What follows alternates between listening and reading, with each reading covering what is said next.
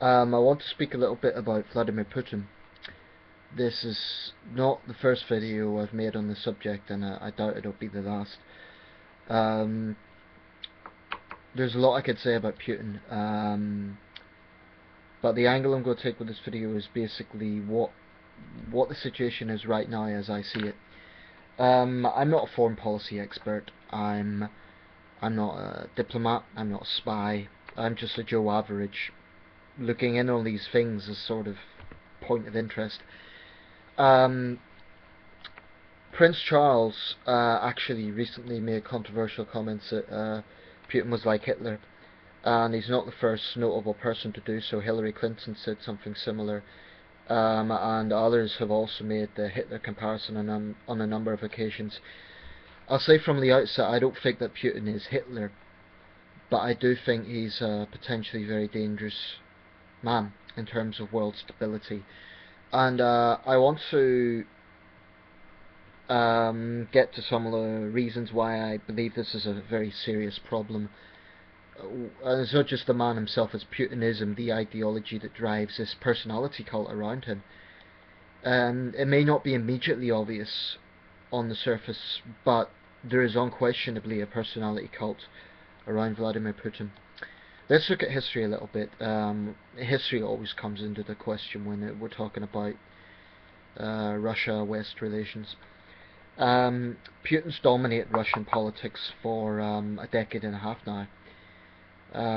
He first became president in the last day of 1999, and he's effectively been number one since then. There was that brief period when Dmitry Medvedev was president from 08 to 12, but I strongly believe that was just to sort of present the image of a democracy.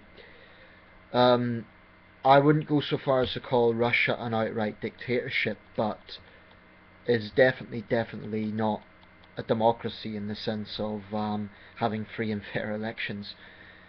One could argue there's no such thing as a perfect democracy anywhere, but I think it's phony to try and make a comparison between the situation in Russia and the situation elsewhere. In election time, Putin gets something like 80 or 90% of airtime. Putin and his party, I think it's called Forward Russia or something, I don't know the exact name, but it's quite clear that Putin and his circle have a massive influence on Russian media. It could be plausibly argued that some of Putin's opponents are just as bad, the likes of Vladimir Zhirinovsky, who's a hardcore neo-nationalist. Then there's Zhuganov, the leader of the communists. Well, we know what communism done to Russia. So it could be plausibly argued that Putin's the best of a bad bunch. And also I'm not entirely trustful of some of the official opposition, these multi-billionaire oligarchs, people like Mikhail Khodorkovsky, because in a country like Russia, which has a lot of poverty, it's difficult to really see how someone like Mikhail Khodorkovsky can really understand the average man or woman. But anyway, I think what's happened in the Putin years is he has been absolutely hell-bent on restoring a Russian sense of power past glory. That's pretty obvious in the Putin doctrine. One of the things he once said was, the greatest tragedy, geopolitical tragedy of the 20th century was the fall of the Soviet Union. Now someone with that mindset is clearly going to have a belligerent approach to Western policy. I'm aware that there will be people watching this saying that I'm very biased against Russia and pro-West. Well, I'm not going to say I'm completely neutral. I do have a bias against Russia under Putin. I'm not going to deny it. I think that he steered Russia in a very dangerous path. I think Russia under Putin is an incredibly... it is a very aggressive country. That doesn't mean I endorse George Bush or Barack Obama specifically. It doesn't mean I agree with everything the West does, but am I biased against Russia under Putin? It's hard not to be, because what's happening under in Putin's Russia is a lethal combination of neo-nationalism and authoritarianism, and this is history shows that this is disastrous, and eventually it could end up in tears all round, including for Putin himself. it's not just some of the human rights issues like homophobic attitudes in Russia, and I don't even think Russia's the worst country for that. I believe parts of Africa are far worse, but Russia is a country that has a lot of serious social problems. I mean, okay, every country does, um, but a lot of this has been pretty obvious in the Putin years. Homophobia for one thing, far right racism for another. I wouldn't go so far as to say the Russian state is complicit in this. They've got laws against it, against hate crimes, but a lot of Russian law is very ambiguous, and a lot of the wording is very. I mean, as I understand it, the word hooligan is used for anything. It can be used for opposition protest, whereas in the Western vocabulary it would be like someone who causes violence and a football hooligan. But thinking about more recent things, I think my philosophy is this when it comes to, let's say, global opinions on Putin. I think a lot of people sort of make excuses for Putin and Putinism, not necessarily because they're hardcore supporters, but simply because they're so blinded by their hatred of the United States or of Britain and France. So they look for a powerful leader like Putin to kind of be the alternative. So it's more like they don't actually support him that much. It's more he's convenient. He's look at this mighty leader standing up to big bad America. I sort of almost see him as a noble figure, which I think is a joke. But I just think at the moment what we're seeing is a level of propaganda coming from Moscow that is unprecedented since the Cold War. I believe we're effectively in a second Cold War now. I don't think there's any point of glossing that over. Neither side may officially admit that, but I think to all extents and purposes we're in a second Cold War. And it's no good just blaming on Bush, because there's a new president in office now. Well, Obama's been president for 6 years. I think a lot of Putin apologists need to accept the fact that what's happened is in the Putin years, in his first presidency and now in his second presidency, relations have got worse.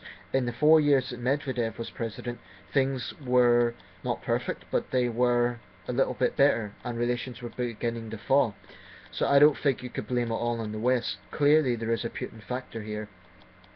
I'm well aware that Putin has something like 80% approval ratings, but that's very easy for a demagogue to do, especially when he controls a large part of the media. There is quite a vocal Russian opposition, and the news of course now is dominated by the assassination of Boris Nemtsov.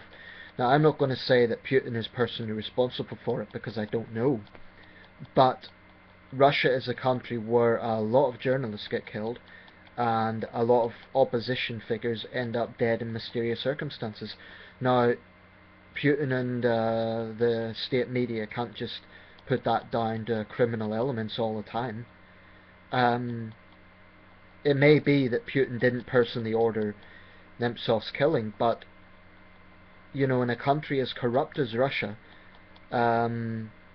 where politics is that ruthless, it wouldn't surprise me if Putin is behind this. Wouldn't surprise me at all. I'm not saying he is, I'm just saying it wouldn't surprise me. There are some who say that it wouldn't necessarily help Putin, it will only galvanise the opposition. I think that's a valid point as well.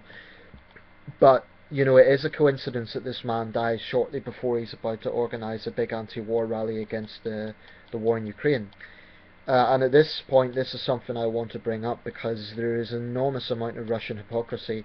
There's people online who say things like, Western media doesn't like Putin because he's standing up to America. Well, what exactly does that mean? Because from what I see, the main aggression in Eastern Europe comes from Russia. Russia has been bullying smaller countries for years. They've done it to Georgia in 2008, and now they're doing it to Ukraine. The idea that there's no Russian troops on the ground in the Donbass region is just a joke. Of course there is. And the idea that Russia as a state is a pacifist country standing up to American aggression is absurd. Russia's a very powerful country, And it's not just Ukraine. Arguably, Putin has a lot of blood on his hands for fueling the Assad regime in Syria, which, in my opinion, has protracted that war. Putin might turn around and say to David Cameron, you support cannibal-eating rebels, which, by the way, was a big distortion that was based on one video, and my only criticism of Cameron was he wasn't more assertive. He should have turned around and said, well, we're not the ones sending money to a regime that's killed thousands of his own citizens. So for Putin and Russia to play the pacifists in the Syrian civil war is an absolute disgrace. Because anyone, even if you're less biased than I am, the idea that Russia isn't culpable in a large part of the Syrian civil war is absurd. Because it is. Yes, the West probably has blood on its hands as well. But let's just stop pretending that Russia is innocent, because it's not. Getting back to Eastern Europe though, the way I'd followed the Ukrainian situation from the beginning is that this is basically how I would summarize it. The Ukrainian government under Yanukovych was incredibly corrupt, one of the most corrupt countries in the world. The people had enough.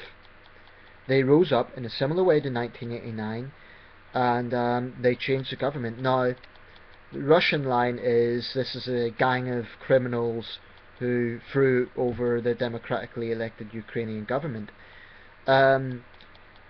It could be argued there would have been better ways to do it, but the idea that this was just a bunch of criminals, the fact of the matter is there was widespread anger and discontent in Ukraine at the corruption of the Yanukovych administration, which was pro-Moscow.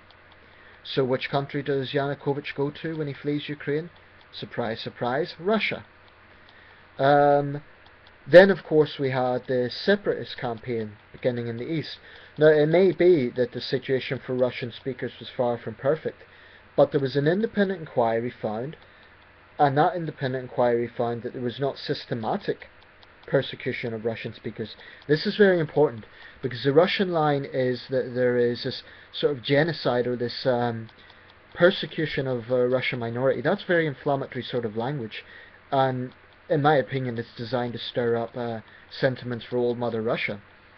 But there's a big difference between isolated incidents of discrimination or hate crime happening against Russian speakers and systematic abuse from Kiev. And I haven't seen any hardcore evidence that there was ever any orchestration by the Kiev authorities to persecute Russian speakers. In fact, I've seen Russian speakers say that they want Moscow to get the hell out of Ukraine. Yes, they identify themselves as ethnic Russians, but they don't want Russia to interfere in this. I just think it's very hypocritical for Russia to always point the finger at the West and talk about the West interfering in other countries, when that's precisely what Russia is doing in Ukraine. Now, it's true that the United States has a long track record of meddling in other countries. I'm not going to say it doesn't. And this video is not about saying the West is perfect. This is not intended to be like the West is above reproach or something. Rather, I want to focus on some of the apologists for what is happening with Russia right now. If I was living in a country like Estonia or Lithuania or Latvia, I would be maybe not necessarily nervous, but wary of the situation. Let's make one thing very obvious, very clear. That is, Russia has made it damn clear it has no respect for the sovereignty of Ukraine, which is a sovereign, independent country. So by funding these rebels that are hell-bent on overthrowing the Kiev government, it's fueled this bloody war that's been going on for months. I'm not on the ground. I'm not going to say that the Kiev side is innocent either. I'm sure there's been atrocities on both sides, but I do believe Russia is more culpable for funding this nationalist uprising in eastern Ukraine. And basically it looks like what Russia is trying to do is annex as much as possible. They've successfully done it in Crimea. As for the so-called referendum, that was flawed from the start. Pro-Ukrainians were barred from even taking part in the so-called referendum. I mean, if Russia is really interested in a democratic mandate for Ukrainians, then why do they not give a referendum in Chechnya or other breakaway republics? This is how Moscow works. It's basically bully boy tactics, and it's trying the same with smaller Eastern European countries, Moldova. I wouldn't be surprised if an insurgency breaks out in Transnistria the way it did in the early 90s. Insofar as the Baltic states are concerned, I think even Putin would think twice about before attacking EU members. But if it did, that would be catastrophic. And if it attacked Finland. But basically, Russia needs to be aware that its perception is of a regional bully. And just blaming what's happening in Ukraine on a gang of criminals wears thin when you consider that there are Russian troops on the ground in Ukraine. I'm just fed up of Russian hypocrisy, and what's actually happening is this toxic blend of neo-nationalism, which would be considered unthinkable in diverse countries like the United Kingdom, because it would be considered just outright racist. But in a country like Russia, it sort of fuels this neo-nationalism to keep Putin in power, but also to legitimize what he's doing. And it isn't just East Europeans that Russia treats this way. I mean, you know, not to mention Russian dissidents, but also actually the average Russians. I mean, there are hundreds of mothers in Russia who don't know where their sons or husbands are. A lot of Russian soldiers have been killed in Ukraine. The Russian state, callous as it is, won't even tell these mothers the truth about what's happened to their sons. That's why there is growing anti-war sentiment in Russia. And I think there is legitimate parallels between what is happening in Eastern Europe now and what was happening in the 1930s. Adolf Hitler actually did make the same excuses about protecting German speakers when he was annexing parts of Eastern Europe. So this is almost like history replaying itself. I don't think Putin is Hitler, and I don't think we're necessarily going to see another European war. But so long as Putin is in the Kremlin, this Cold War is going to continue. Yes, both sides have responsibility, and yes, the West also has responsibility not to unnecessarily inflame the situation. So I don't think, for example, further expansion of NATO would be helpful.